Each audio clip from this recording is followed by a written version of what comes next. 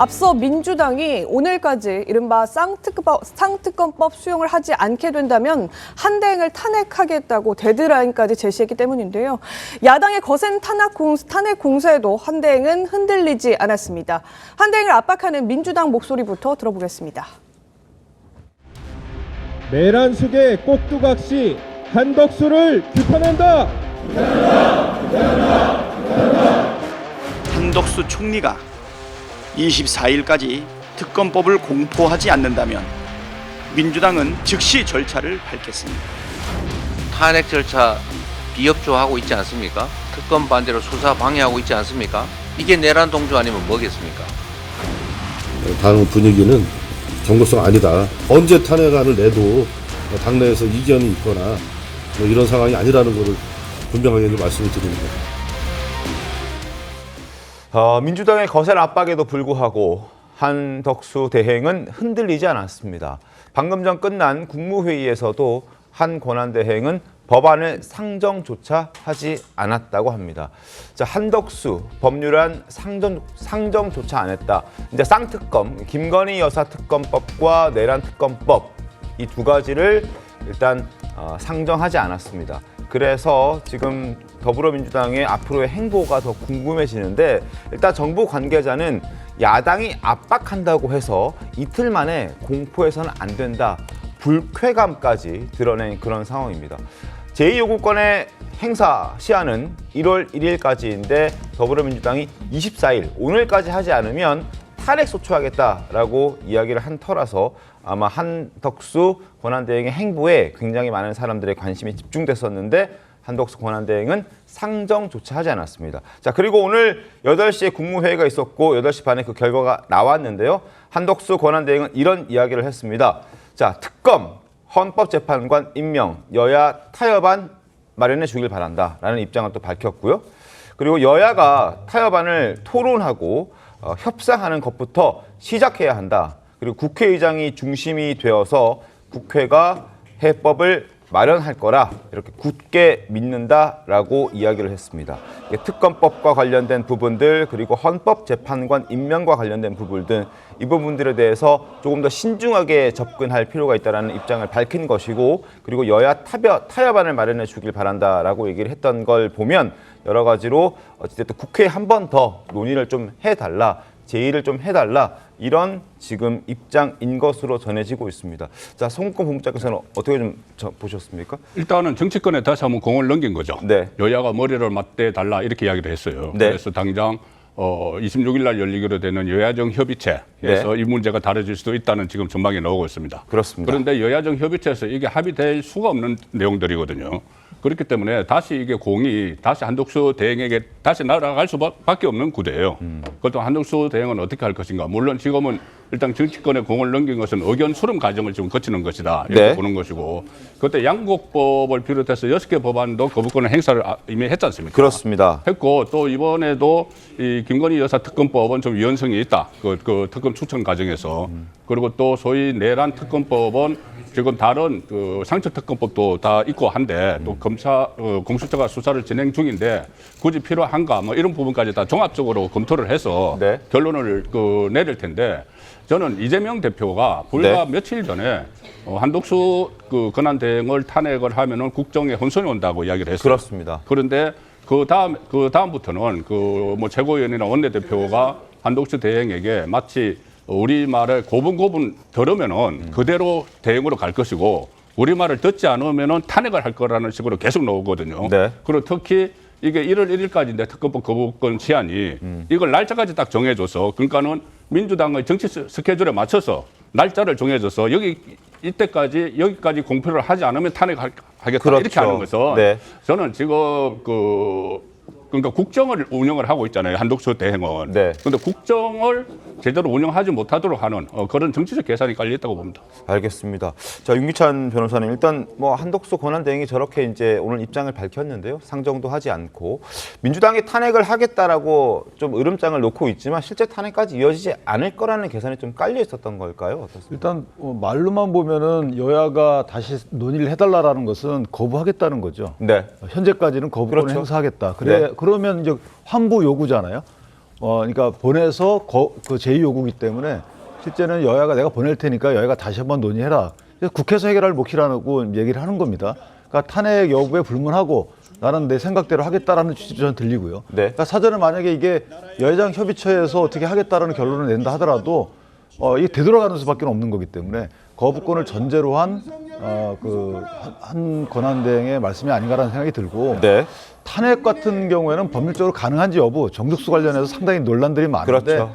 저는 민주당에서 할 거라고 보지는 않아요. 왜냐하면 일단 사유를 뭐 총리 시절 걸 들고 말씀 주시는데 그는 아까 말씀 주신 대로 이재명 대표께서 안 하겠다라고 공언한 그 탄핵 사유이기 때문에 저는 그것은 문제가 안 된다고 보고 만약에 그걸 되살려서 한다 그러면 그거는 진짜 정략적인 탄핵이다 이런 국민적 비판을 받을 것이고 또 하나 이제 미국과의 관계에서 이제 어제 그 미국 대사를 만났잖아요. 맞습니다. 이재명 대표가 미국 대사 만나가지고 미국 대사가 한대행 체제에 대해서 사실은 힘을 실어주는 발언을 했고요. 지지한다. 네. 이재명 대표도 미국과의 관계 개선을 위해서 뭐 노력하겠다라는 취지의 말씀하셨단 말이죠. 이런 이제 외교적 관계까지 고려한다면 지금 탄핵을 간다는 것은 외교적으로도 문제가 돼요. 그러니까 국내 정치적인 어떤 정략적 목적 때문에 외교 관계까지 영향을 미칠 탄핵을 추진한다. 저 그렇게 보지 않고요. 다만 이제 여야정 협의체에서 잘 풀어가면 좋겠다. 일단 이런 말씀드립니다. 더불어민주당이 결국 공식적으로 입장을 밝혔습니다. 박찬대 원내대표가 한덕수 대행 탄핵 절차 즉시 시작하겠다라는 입장을 밝혔습니다. 오늘 국무회의에 쌍특검법을 상정하지 않은 걸 두고 시간을 지연해서 내란을 지속시키겠다는 것 외에 달리 해석할 길은 없다라는 입장을 밝혔고 탄핵 절차를 바로 개시하겠다라고 이야기를 했습니다.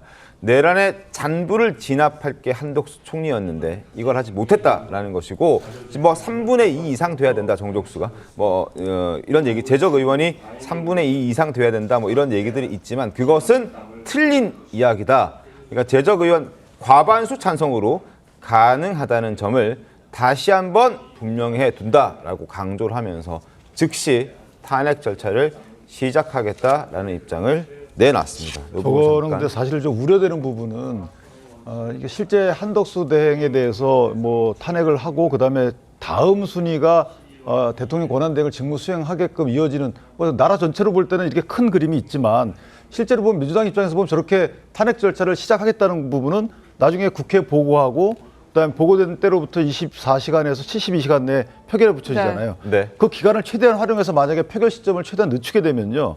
그러면은 법원 거부권 행사할 여지 시간을 또는 새로운 권한대행에 와서 이어받아서 고민할 시간이 없어져요. 그러니까 민주당 입장에서 보면 탄핵 절차 마지막에 뭐 인용 여부를 결정한다 그러면 법원 거부권을 실질적으로 행사할 수 있는 시간적 공간 여유를 아예 안 주고 그러네요. 그냥 공포되게 만들어버리는 확정되게 만드는 거죠.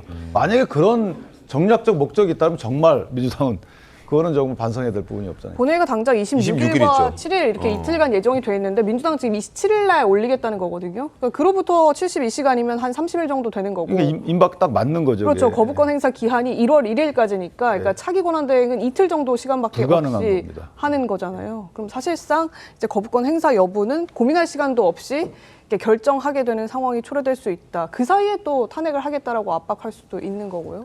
뭐 그런 상황들이 좀 나올 것 같습니다. 알겠습니다. 더불어민주당이 이제 공식적으로 입장을 밝혔다는 부분 그리고 지금 윤기찬 변호사께서 말씀해 주셨던 여러 가지 시간적 계산까지 만약에 감안했다면 이것 또한 굉장히 큰 문제가 될 수 있겠다는 생각 듭니다.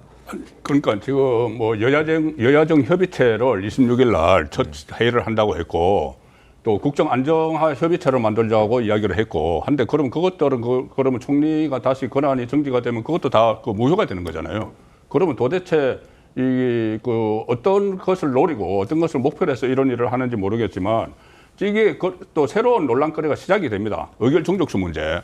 지금 박근혜 정부 때 국회 입법조사처도 그렇고 운영위원회 전문위원도 이것은 뭐 200명이 필요하다는 식의 의견을 내놨잖아요. 그러니까 다시 새로운 논란이 시작되는 것이고 저는 그렇다면은 이것을 다시 처리를 해서 헌재로 보내면은 현직 대통령에 대한 그 헌재 심리가 이제 막 시작되는데 그러면 대통령 권한 대행을 했던 총리에 대한 헌재 심리도 또 해야 되잖아요. 그리고 또 만약에 최상목 경제부총리까지 또 만약에 말을 잘 안 들어서 호락호락하지 않아서 탄핵을 한다면은 거기 그 탄핵 수찬을 통과시킨다면 그것도 헌재로 가야 되잖아요. 네. 그럼 헌재가 어떻게 기능을 할 수도 없는 상황이 되는 거예요.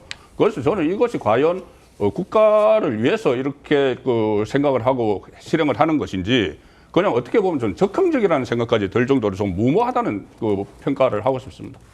오히려 지금까지 한덕수 권한대행을 탄핵 안 한 거에 대한 또 분노도 국민적으로 상당히 있거든요. 결국에는 윤석열의 아바타 아니었냐. 이렇게 내란에 대한 수사와 특검을 지연시키는 게 과연 국익적으로 맞는 것이냐에 대한 비판이 있기 때문에 민주당으로서는 지금 상황을 정리할 필요가 있다라고 생각을 하고요. 네. 제가 생각할 때는 뭐 탄핵이 시리즈로 되지는 않을 것 같습니다.